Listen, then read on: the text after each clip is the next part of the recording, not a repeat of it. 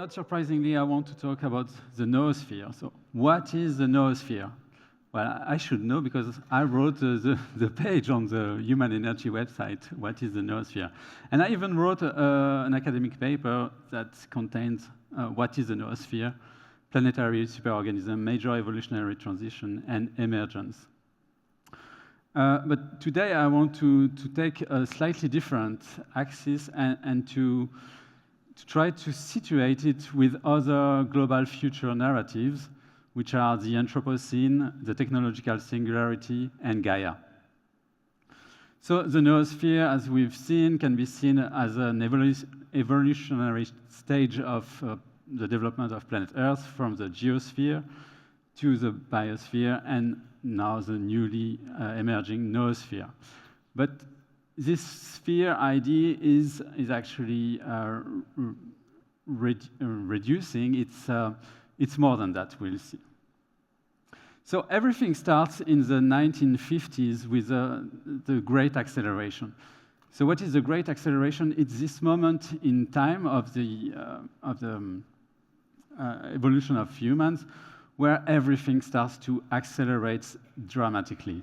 So the population, the water use, the loss of tropical rainforest and woodland, the CO2 concentration, motor vehicles, fisheries exploited, ozone depleted, etc., etc. Everything accelerates at a tremendous rate. And in many ways, you can see actually the vision of Taylor is that the prescience of his mind is that he foresaw this happening. So what does it mean for planet Earth? It's either absolutely awful. It means that we are destroying completely the planet and that we are just exploiting it massively with the human force. But there is also another interpretation of the acceleration, because it's not only the negative things that are accelerating, it's also the positive thing. And that's the tenet of the technological singularity idea, that everything is accelerating and technology has been dramatically transforming our planet, our civilization, with exponentially accelerating hardware and progress, most recently with AI. So in this view, the acceleration is awesome, and technology will fix just our problems. So these are two main narratives. But to tackle the problem of the great acceleration, I propose to introduce the concept of the great regulation. And what I mean is that we need to be able to stop planetary free riders. We need to develop mechanisms of inhibition. So what do I mean with planetary free riders? These are nation states, corporations, international actors that benefit while damaging the geosphere, the biosphere, or the noosphere. Now I want to turn to the idea of Gaia, which is, of course, a beautiful idea of focusing on the harmony that the geosphere and the biosphere form as a whole. And one of the great insights is to have been able to discover that the biosphere and the geosphere are tightly coupled. And for example, the great oxygenation event that happened 2.4 billion years ago released oxygen in the atmosphere, which was the release of oxygen by microorganisms. And that changed completely the shape of the Earth and kind of laid the ground for other organisms to develop later. But the idea is to stay with Gaia and to try to degrow and to stay with to restore this fragile dynamics. I think it's not realistic, because we have the noosphere, we have humans, we have technology. So what we need to think about actually is something that Ben Cassirer called Anthropogaia. So to include the considerations of the feedback loops between the noosphere and the biosphere, and the noosphere and the geosphere. And yes, obviously, we humans and our technology affect the geosphere. We also affect the biosphere negatively. And we need them also to survive and to thrive. But we could also have this more constructive feedback loops. We could also, in principle, affect them positively. So to summarize, the Anthropocene view sees problems in the sense that it sees it really nailed the huge impact that humans have on the planet, but it largely misses solutions or future vision. It's a concept from geology that says, well, the planet is largely impacted by human, and that's all it does. So it lacks really a vision or a problem-solving kind of mindset. The technological singularity sees the promise of technology, the huge promise, but it largely fails to discuss the socio-political dimensions, the ecological dimensions. While the Gaia hypothesis, as we saw, it sees the planetary level feedback loops between the geosphere and the biosphere, but it misses the integration with the noosphere. So to make sure that you're following, I have a little quiz right now. You can discuss with your neighbors and think which narrative of the Anthropocene, the noosphere, Gaia, or the singularity these following graphs will correspond to.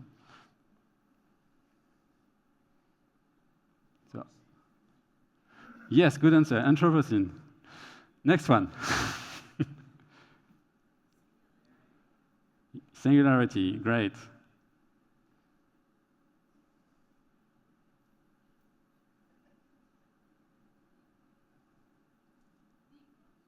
Degrowth, yes. Noosphere, a little, it's not entirely, but it's something else. Gaia, good. And then the noosphere is actually a narrative of transformation, of transition. And very interestingly, in the curves that you see in the transformation dynamics, you have all the other freeze inside. So you have the old system that collapses. You have a new dynamics, a new thing that is emerging. And contrary to the literal interpretation of the singularity, it can't grow to infinity. There are always bounds. There are always things that will stop it. So it has to stabilize to a new level. And this new evolutionary level is precisely the noosphere. So what does it tend into? And the vision of Teilhard de Chardin is not just a layer of thought. It's really a planetary superorganism.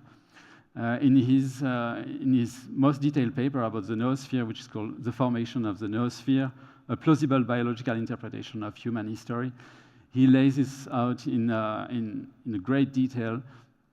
And so it's that might have contributed to the ambiguity of the noosphere. If it's also humans and machines and things moving on the Earth, it's not just a sphere of mind. And many others have developed this. Gregory Stock did in his book recently, and Kevin Kelly also converged into similar ideas, although he was not aware of Teilhard de Chardin. And the history of seeing the society as an organism, of course, has an even longer history from body politic. And so the question is then, how do we make a superorganism emerge? How do we do that? And for this, we need to go back to evolution and to the concept of major evolutionary transitions. So these are transitions that lead to new levels of cooperation that permit that unlock new levels of complexity in evolution. So typical examples are the transitions from prokaryotes to eukaryotes, then to multicellular organisms, to the emergence of groups of multicellular organisms, then to larger organizations. And today we have nation states. And I think it's very important to emphasize that nation states are the highest level of really consistent organizations that we have today. And in that way, they are extremely important for the next stages. So some thinkers say that, oh, we need to get rid of nation states and we go completely with a distributed system at a low level. I think it's a profound mistake. It doesn't understand the nature of evolutionary dynamics that is very much hierarchical. And so what is happening with the noosphere? Well, we have to do this next transition which would be the first planetary major evolutionary transition. And this is our challenge. So it's absolutely daunting, it seems amazing, but on the other hand, we have also encouragement from past evolution. Evolution has been able to do it before, so there is hope we can do it. And so how can we do it? We need some kind of planetary governance. And what do I mean with that? Well, we can go back to the spheres and think about the geosphere governance, so to be able to manage climate change, CO2 concentration, etc. Most certainly to go at certain stage towards something like geoengineering, to be able to regulate our planet. If you think of organisms, of mammals, they are able to regulate their temperature. It's a fundamental living feature of advanced organisms. And we are not able to regulate the temperature of planet Earth, something as simple as that. Then we need also biosphere governance, because we have biodiversity loss, mass extinctions, and positively, if we go beyond Newtonian science, we love Newtonian science, but we need also more complex system thinking, then we have the potential to do ecosystem engineering. It's very hard, very complex, but I think we could do it. And then, of course, there is a whole chapter of the noosphere governance, and then we have all the human problems. So first, I would say that it's critical to develop the nation-state transition everywhere in the world, because these are the elements, the fundamental building blocks out of which the next level, the noosphere, can build. So it needs to be very well developed everywhere, including in the global south. We need to solve still the nuclear war threats that are lurking. We need to take extremely seriously the narrative warfare, and this is brilliantly explained in the paper by Ronfeld and Arkila. We need to tackle fake news, the techno-social dilemma, and of course, most importantly for us humans, we need to have a new meaning system, a new way to understand, apprehend, and rethink ourselves in this period of transition. And the third story of the universe that human energy is developing is key towards this, to be able to situate humans and have a meaning system that embraces the noosphere. So my takeaways is that we need to think not only about the great acceleration, but also the great regulation. Gaia needs to be complemented with Anthropogaia, with the feedback loops with the noosphere. And the noosphere, I see it as our evolutionary challenge to develop a planetary superorganism, to develop the first planetary major evolutionary transition, and to develop planetary governance at the geosphere, biosphere, and noosphere level. Thank you. Thank you for your attention.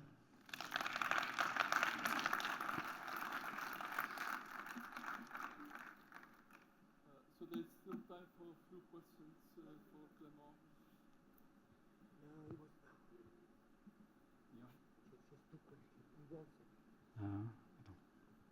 faire la question.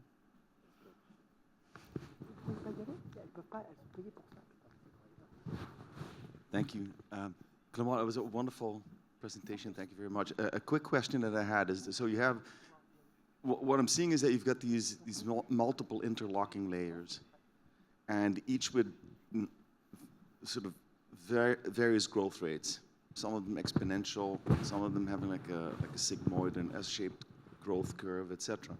And so in terms of governance as a controlled system, that creates a very interesting problem, right? Because the divergence between the growth rates of these different interlocking levels could call, I mean, that's looks to me like a very difficult to manage control problem.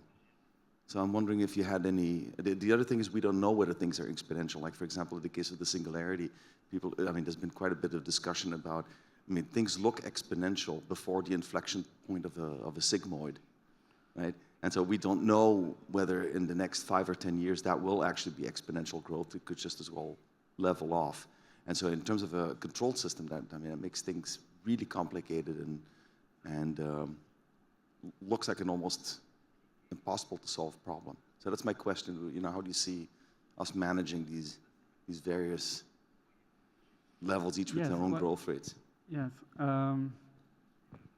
Well, the thing that I'm hoping for is that, of course, the natural limit to an exponential growth is that it hits a constraint, a resource constraint typically, and then it has to level off or to collapse. And the thing that is scary is that indeed we could continue mindlessly to destroy forest biodiversity, and then we hit a certain point where we realize, oh, we really need this biodiversity for this and that and that. So what I'm hoping is that we can regulate these trends before they hit this hard resource constraint, before we hit the wall in the face. And yes, regarding the different dynamics, really of different trends, yes, maybe that would be a way to prioritize. Like if you look at the different exponential and you see the ones that are the most radical, okay, these are the ones we need to pay attention now. Clément, it's really interesting to hear your thought about the constraints, you know, because there's still a lot of exponential growth that's possible when you're moving towards stellar intelligences that you write about. It's a long way to go from here to there. But when you talk about regulatory environments, I wonder, at least my associations with that are with existing regulatory environments that are often really at odds with some of the processes that we're thinking about as being very powerful and beneficial ones. And I wonder whether they are in fact in conflict with the kinds of emergent regulatory environments that are likely to occur, and that are going to be significant elements of that will be involved in, you know, computational processes that are beyond, you know, human-centered regulatory regimes, which are often directed towards human goals that are fairly narrow in comparison to these larger things. Yes, that's an excellent question. So of course, if you think of regulation as a big administrative machine, roadblocks to everything, yes, then of course it's very anti-progress, you may say. Yeah, so that's the subtle thing of governance, is you want to stop the free riders that might destroy the whole system, the whole progress towards more cooperation, a higher level of functioning. And you can also, governance is both regulating in the sense of inhibiting the free riders, but also of promoting the positive things. So in principle, if you have the power to do both, to promote the cooperators and the positive dynamics and inhibit the negative one, of course, yes, the problem remains of defining what things are negative. This needs to be discussed for each particular subject. Yes, and also, yes, on your point that, so the interesting thing with these several S-curves that are taking shape is that if you zoom out, you would see just one S-curve that keeps on growing. But if you zoom in that you see, oh, but actually in there was one system collapsing, like very much like the dynamics of innovations, where a computer hardware architecture falls down, is outdated, but a new one has begun, and then Moore's law, for example, can continue to grow. But if you zoom out, you see this. But if you zoom in, you see all these little technologies that are actually fading all the time.